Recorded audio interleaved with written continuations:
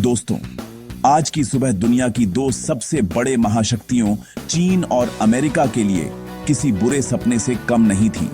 जहां एक तरफ अमेरिका के राष्ट्रपति डोनाल्ड ट्रंप बड़े गर्व से कह रहे थे कि उनके पास ऐसे हथियार हैं जिन्हें दुनिया ने देखा तक नहीं, वहीं दूसरी तरफ चीन के शी जिनपिंग अपनी सेना को दुनिया की सबसे ताकतवर सेना बता रहे थे।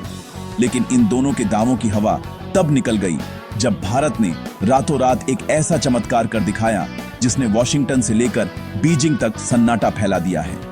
जो तकनीक हासिल करने के लिए अमेरिका ने $20 बिलियन यानी करीब 1.6 लाख करोड़ फूंक दिए और फिर भी फेल हो गया। जिस हथियार को बनाने के चक्कर में चीन की मिसाइलें अपने टारगेट से 40-40 किमी दूर गिर रही हैं, उसी ब्रह्मास्त्र को भारत ने न केवल बना लिया है बल्कि अब पूरी दुनिया के सामने उसका प्रदर्शन करने जा रहा है। यह कोई साधारण हथियार नहीं है, यह भविष्य का युद्ध है। यही वो तकनीक है जो परमाणु बम से भी ज्यादा खौफनाक मानी जाती है, क्योंकि इसे रोकने वाला कोई रडार या डिफेंस सिस्टम आज तक बना ही नहीं है।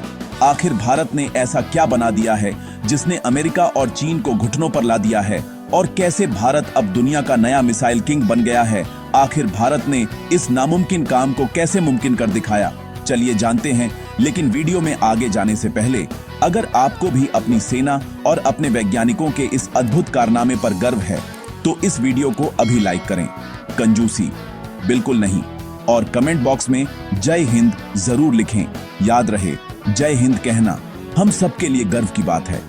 दोस्तों, अमेरिका की सेना से एक ऐसी खबर निकलकर सामने आई है जिसे सुनकर आप अपनी हंसी नहीं रोक पाएंगे। अमेरिका ने अपने डार्क ईगल हाइपरसोनिक प्रोग्राम के डिप्लॉयमेंट को तीसरी बार डिले कर दिया है। जो लोग नहीं जानते, डार्क ईगल अमेरिका की पहली हाइपरसोनिक मिसाइल प्रोजेक्ट है। इसके तैनाती अब तक हो जानी चाहिए थी, लेकिन यह मिसाइल बनकर तैयार ही नहीं हो पा रही है। इसके हाल ही में हुए टेस्ट इतनी बुरी तरह विफल हुए हैं कि अमेरिका को अब कहना पड़ रहा है कि शायद 2037 तक यह तैनात हो पाए। $20 बिलियन खर्च करने के बाद भी अमेरिका के हाथ खाली हैं, और कुछ ऐसा ही हाल हमारे पड़ोसी चीन का है। चीन के राष्ट्रपति शी जिनपिंग ने पिछले साल बड़ी बड़ी बातें की थीं कि वे ऐसे हथियार लाएंगे जो दुनिया को चौंका देंगे। लेकिन हकीकत यह है कि चीन का हाइपरसोनिक प्रोग्राम भी बुरी तरह लड़खड़ा रहा है। रिपोर्ट्स बताती हैं कि उनकी मिसाइलें टेस्ट के दौरान अपने टारगेट से 40-40 किमी दूर जाकर गिर रही हैं। एक गाइडेड मिसाइल के लिए इतना बड़ा अंतर फेलियर नहीं बल्कि डिजास्टर माना जाता है। चीन ने भी इस पर 10 बिलियन से ज्यादा खर्च किए हैं, लेकिन नतीजा सिफर है। दोनों देश, चीन और अमेरिका, तकनीकी समस्याओं में उलझे हुए हैं। लेकिन इसी बीच भारत ने जो किया है वह इन दोनों के जख्मों पर नमक रगड़ने जैसा है।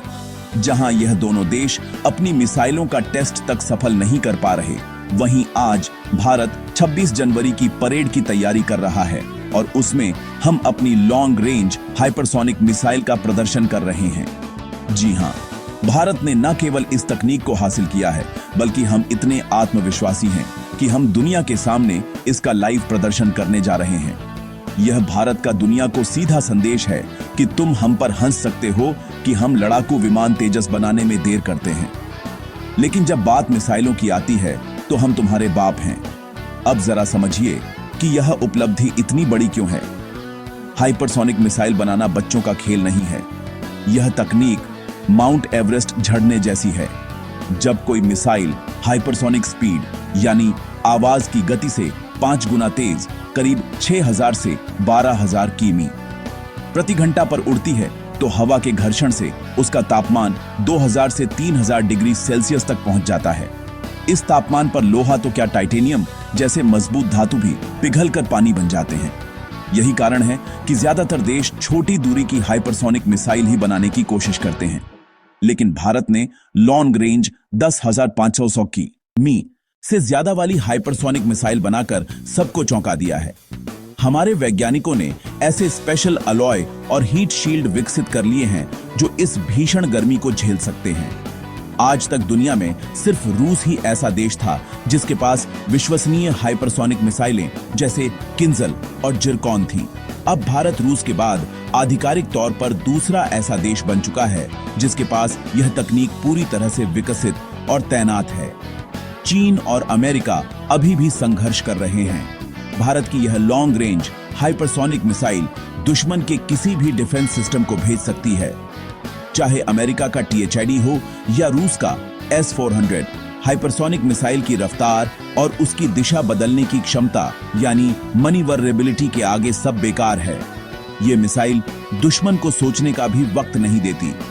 कुछ लोग कहेंगे कि अमेरिका के पास लेजर हथियार या माइक्रोवेव वेपन है, तो उनको मैं बता दूं कि भारत आज से 5 साल पहले 2020 में ही लेजर वेपन की टेस्टिंग कर चुका है और आज हमारी सेना दुर्गा 2 जैसे लेजर हथियार खरीद रही है।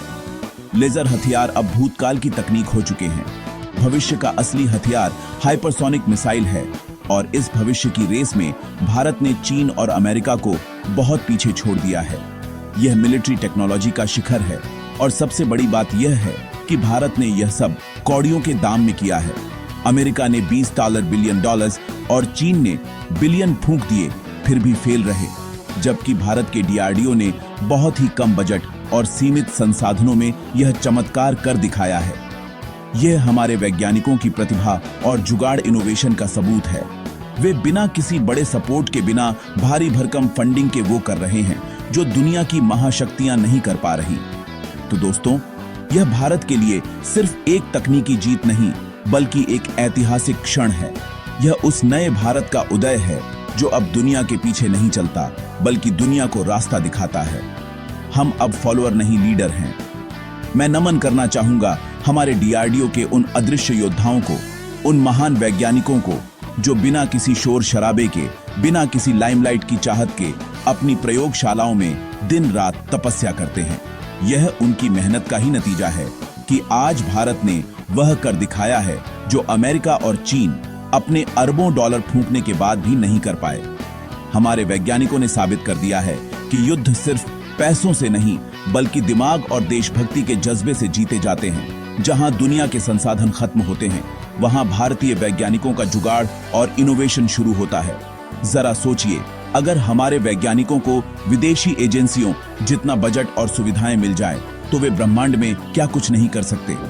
यह मिसाइल सिर्फ एक हथियार नहीं है, यह एक 140 करोड़ भारतीयों के आत्मसम्मान की उड़ान है।